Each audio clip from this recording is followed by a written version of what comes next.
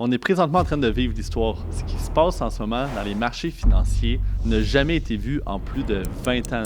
Donc, lors de cette vidéo-là, je vais te parler exactement de tous les aspects qui font en sorte que le cycle en ce moment de la crypto-monnaie n'est pas à négliger, puis risque d'amener les meilleurs retours sur investissement qu'on n'aura jamais vus. Donc, il y a beaucoup de personnes qui pensent qu'il n'y a plus d'opportunités à générer de l'argent dans le marché des crypto-monnaies, ou sinon que le cycle haussier des crypto-monnaies va être différent des derniers cycles. C'est en partie vrai. Par contre, laissez-moi vous montrer les faits. Les faits sont que c'est devenu irréfutable, c'est le marché qui va connaître la plus grande croissance dans les prochaines années. Donc oui, peut-être ta mère, ton oncle, ta tante investit peut-être pas dans le marché, puis comprend peut-être pas tous les tenants et les aboutissants d'un tel marché. Par contre, si on creuse un petit peu plus loin, on se rend compte que les plus grands joueurs du monde, que ce soit du milieu financier, technologiques ou même politiques, sont extrêmement intéressés puis sont en train de développer énormément du côté des crypto-monnaies.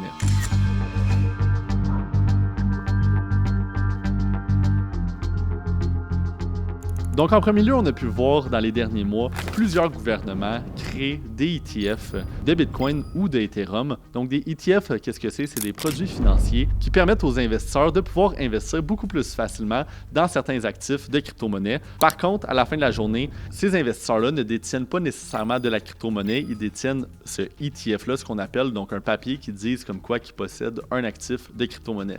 Donc, qu'est-ce que ça vient créer? C'est que ça vient créer énormément plus de facilité à l'échelle mondiale de pouvoir investir en crypto. Donc, qu'est-ce qui arrive quand il y a des gros joueurs qui se positionnent puis qui sont en train de bâtir des produits en lien avec le marché des cryptos? C'est que ça va créer énormément d'adoption. Donc, on s'entend qu'à la fin de la journée, les personnes qui contrôlent un petit peu vers où que la société évolue, c'est les gouvernements, c'est les compagnies d'investissement et c'est les compagnies technologiques ultimement. Puis en ce moment, on peut voir que ces trois-là sont en train de bâtir énormément face à ce marché. Donc, on s'entend que c'est qu'une question de temps avant qu'ils commencent à parler sur tous les médias traditionnels positifs de la crypto-monnaie, qui créent des campagnes publicitaires et marketing pour aider le monde à comprendre le marché, puis aussi faire en sorte qu'ils investissent davantage, parce qu'à la fin de la journée, eux, ils ont tout intérêt à ce qu'ils investissent le plus, parce que c'est eux qui vont faire aussi énormément d'argent en arrière. Dans les gouvernements, on a pu voir des ETF en Australie, on a pu en voir en Thaïlande,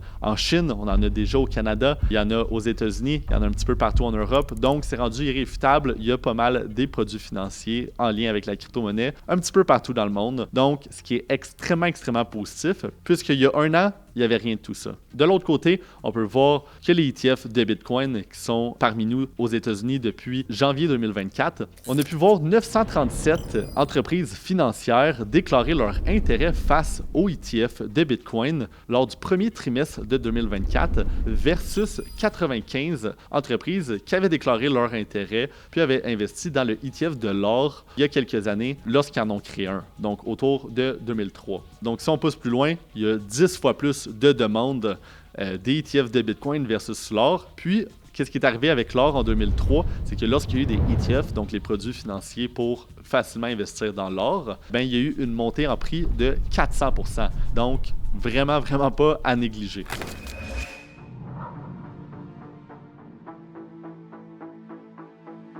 D'un autre côté, on a pu voir ça tout récemment, donc le Bitcoin Network True Hash Rate Drawdown qui est en diminution. Donc ça, on a pu voir que récemment, les mineurs avaient beaucoup de difficultés à être profitables, puis certains allaient capituler. Par contre, on peut voir que c'est en train de redescendre. Donc, quand on voit une redescente face à ces données on-chain, qui sont des données prises directement sur le blockchain, donc qui sont irréfutables puis impossibles à falsifier, on a pu voir que lorsqu'il y avait la même chose qui arrivait, c'était en 2022, puis lorsque ça l'a descendu, on a pu voir la première montée, donc au début de l'année 2023. Donc en ce moment, on est en train de revoir une descente, ce qui nous met dans une position pour nous dire que fort probablement que les prix vont repartir de plein fouet sous peu. De plus, je vous ai parlé des ETF, mais concrètement, si on regarde juste à Wall Street, on peut voir l'importance que ça va avoir dans le futur. Donc, si on regarde en ce moment, il y a 52 milliards d'actifs sous gestion dans les ETF de Wall Street. Comment ça fonctionne, les institutions financières à Wall Street? C'est qu'ils sont rémunérés en pourcentage. Donc, c'est un frais qu'on appelle de 20 basis points.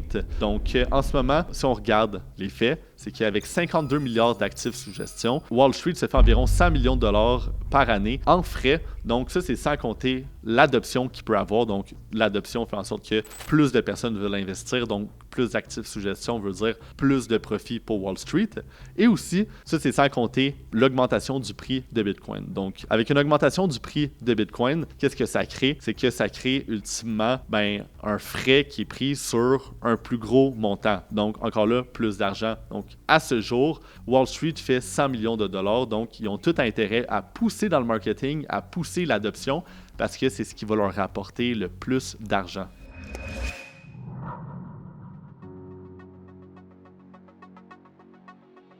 Sinon, un autre graphique super important à comprendre, c'est le Bitcoin versus le M1 Money Supply. Donc, qu'est-ce qui est important de comprendre avec ce graphique-là, c'est que lorsque le prix du Bitcoin augmente à une vélocité plus rapide que le M1 Money Supply, donc l'argent qui est imprimé, ça crée des blow-off top. Donc, si on regarde en 2013-2014, c'est exactement ce qui s'est passé. Donc, le prix du Bitcoin augmentait à une plus grande vélocité que le M1 Money Supply, ce qui a créé un blow-off top. Même chose en 2017. Par contre, lors du cycle haussier de 2020-2021, on ne l'a pas vu. Donc pourquoi? Peut-être que tu vas me demander, mais on se rappelle qu'en 2020-2021, il y a eu le COVID. Donc, qu'est-ce qui est arrivé? C'est qu'il y a eu les banques centrales qui ont imprimé énormément d'argent, ce qui a fait en sorte que les prix qui ont augmenté de Bitcoin n'ont pas été reliés face à l'intérêt des investisseurs face à Bitcoin, mais plus face à la nouvelle argent qui a été imprimé et réinjecté dans les marchés. Donc, je vous rappelle, lorsque le prix de Bitcoin augmente à une plus grande vélocité que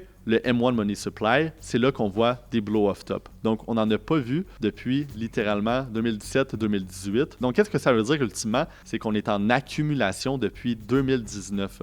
Donc, on est dans une accumulation de plus de 5 ans. Puis en ce moment, on est en train de voir une vélocité du prix de Bitcoin augmenter à une plus grande rapidité que le M1 Money Supply, ce qui nous met dans une position pour nous dire qu'on va vivre un blow-off top, donc des prix qui risquent d'augmenter drastiquement. Donc, ça, c'est souvent des analyses qui sont mises de côté puis qui ne sont pas énormément parlées dans la vie de tous les jours ou par vos influenceurs favoris. Par contre, c'est une analyse super importante pour comprendre vers où que le marché se dirige. Puis en ce moment, c'est un no-brainer, on se dirige vers le haut. D'un autre côté, on peut voir que les soldes de Bitcoin puis Ethereum sur les Centralized Exchange sont en train de chuter fortement. Peut-être que tu vas me dire, OK, mais est-ce que ça va amener les prix vers le bas?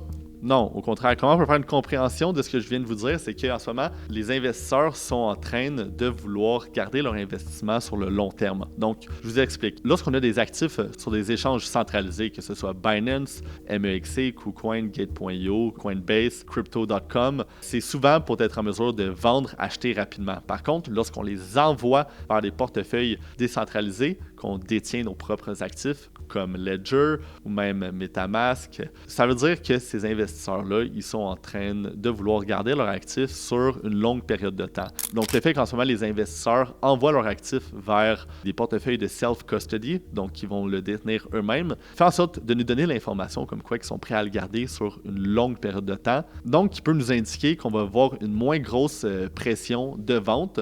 Donc, une moins grosse pression de vente fait en sorte que ça peut amener les prix beaucoup plus haut. D'un autre côté, on peut voir toutes les banques à l'échelle mondiale s'intéresser énormément à la crypto. On a pu voir le Scotiabank, la Banque de Montréal, donc BMO, puis plusieurs autres banques au Canada disclose le fait de détenir des actifs en crypto-monnaie de plusieurs millions de dollars. On a la banque Morgan Stanley aussi. En fait, pas mal toutes les banques sont en train de disclose le fait qu'ils détiennent des fonds en crypto-monnaie et ça de plusieurs millions et millions de dollars. Donc, peut-être qu'on n'entend pas parler dans les médias traditionnels, mais c'est un fait. Toutes les institutions financières n'ont pas le choix de disclose tous leurs actifs. Puis en ce moment, c'est en train d'être disclose. Puis on peut voir que littéralement, toutes les personnes qui vous disent qu'ils ne sont pas positionnés dans le marché sont ultimement positionnés très fortement dans le marché parce qu'ils comprennent la réalité.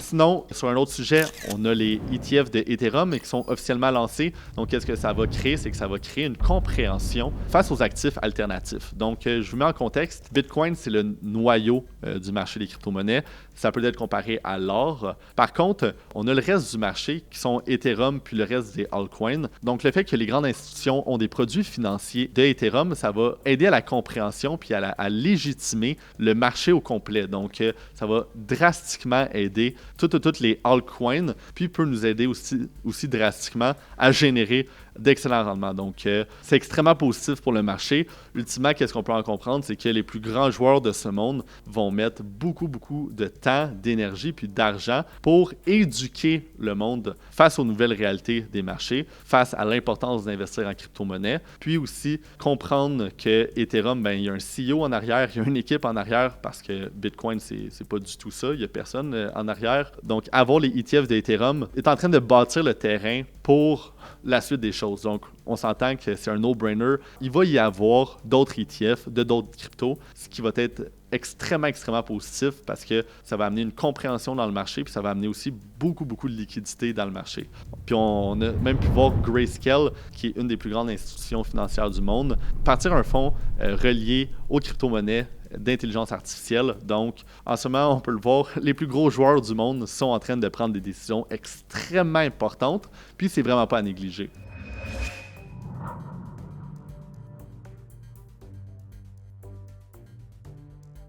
D'un autre côté, on peut voir que la crypto-monnaie, contrairement aux autres marchés financiers, c'est que c'est un marché à l'international. Donc, on s'entend que la bourse de Toronto va davantage aller chercher des liquidités canadiennes, Wall Street un petit peu plus aux États-Unis, même s'il y a plusieurs autres personnes qui investissent, mais il y a des bourses un petit peu partout dans le monde, tandis que la crypto-monnaie, c'est un marché financier, puis c'est un marché financier à l'échelle mondiale. Donc, qu'est-ce que ça veut dire? C'est que ça veut dire qu'on peut aller chercher des nouvelles liquidités puis de l'argent, autant de l'Asie, de l'Europe, du Canada, des États-Unis, de l'Amérique latine, de partout dans le monde, puis ça va tout dans le même marché. Donc, c'est super important de comprendre que le marché de la crypto-monnaie est énormément aussi affecté par la liquidité à l'échelle mondiale. Ici, on peut voir le Global Liquidity Index. Chaque chose fonctionne par cycle dans le monde. Donc, en ce moment, on se dirige vers une montée de la liquidité mondiale, ce qui nous indique aussi que les money printers, ils vont partir dans le tapis, puis plus d'argent qui sont disponibles dans le marché, mais c'est pas de l'argent qui va être juste gardé dans un coffre-fort, c'est de l'argent qui va être réinjecté dans les marchés financiers, dans l'économie, puis ultimement, qu'est-ce que ça vient en bénéficier, c'est que ça vient aider beaucoup le marché de la crypto-monnaie à partir vers le haut. Si on regarde un petit peu plus précisément, en Chine, on peut voir qu'ils sont en train d'imprimer énormément de billets.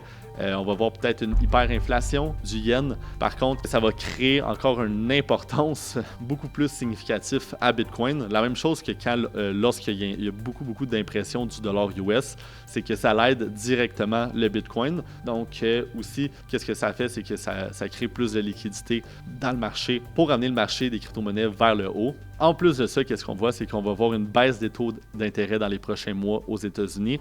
Donc, qu'est-ce que ça crée? Une baisse des taux d'intérêt. Ça va donner beaucoup plus le goût aux investisseurs de se positionner dans les marchés. Ça va être plus facile pour eux d'emprunter plus d'argent. Ça relâche un certain stress pour permettre aux investisseurs d'investir davantage.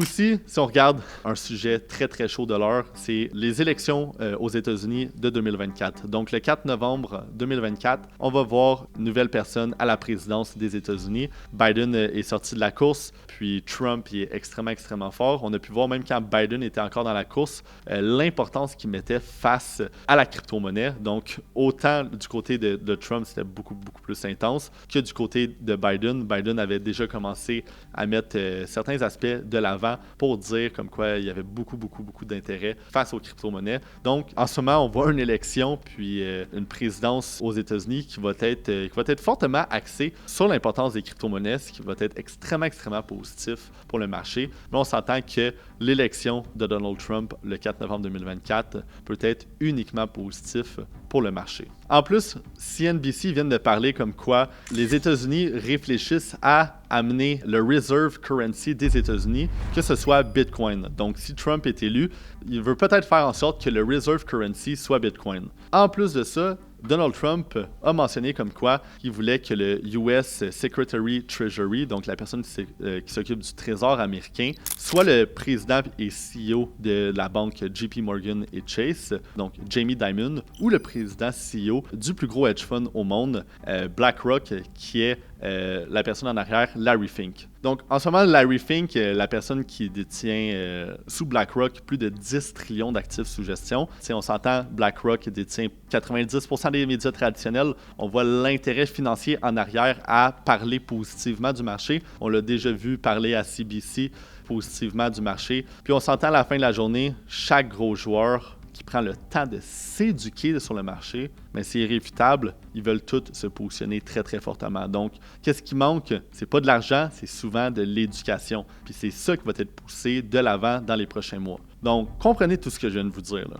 En ce moment, on est allé sur quelques sujets, mais mettez-vous dans cette position-là. En 2025, Donald Trump, c'est le président des États-Unis. Il choisit Larry Fink comme secrétaire du Trésor américain. Après, qu'est-ce qu'il décide de faire? C'est de choisir Bitcoin comme réserve currency aux États-Unis, tandis que tout le monde pense que le cycle est différent, que le cycle haussier va finir plus rapidement. Finalement, ça surprend tout le monde, puis on voit le prix exploser de Bitcoin, puis se rendre à les 300 000 et plus. À la fin de la journée, c'est pas impossible.